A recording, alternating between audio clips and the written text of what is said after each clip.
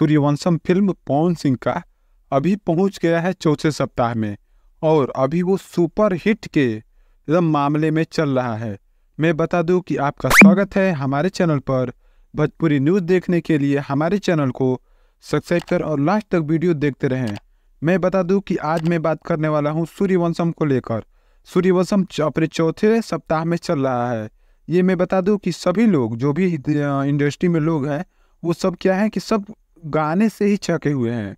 पवन सिंह हो गए, खेसारी लाल हो गए, या कोई भी अन्य गायकार हो या फिल्म में जो काम करता हो, वो सब लोग गाने से ही अपने छके हैं। ऐसा नहीं कि कोई आते आते फिल्म बनाना चालू कर दिया तो कोई हीरो हो गया।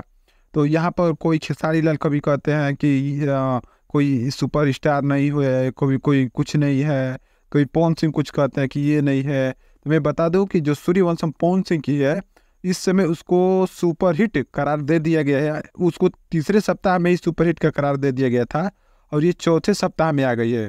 मैं बताऊं कि ये चौथे सप्ताह में भी वैसे ही बवाल मचा रही है जैसे पहले सप्ताह में मचा रही थी।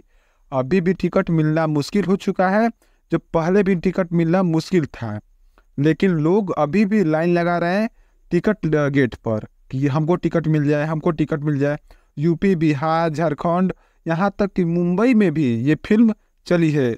अब मुंबई हो गया, इन लोग जगह पर बहुत शानदार ये फिल्म चल रही है और वहाँ पर भी लोग लाइन लगा रहे हैं।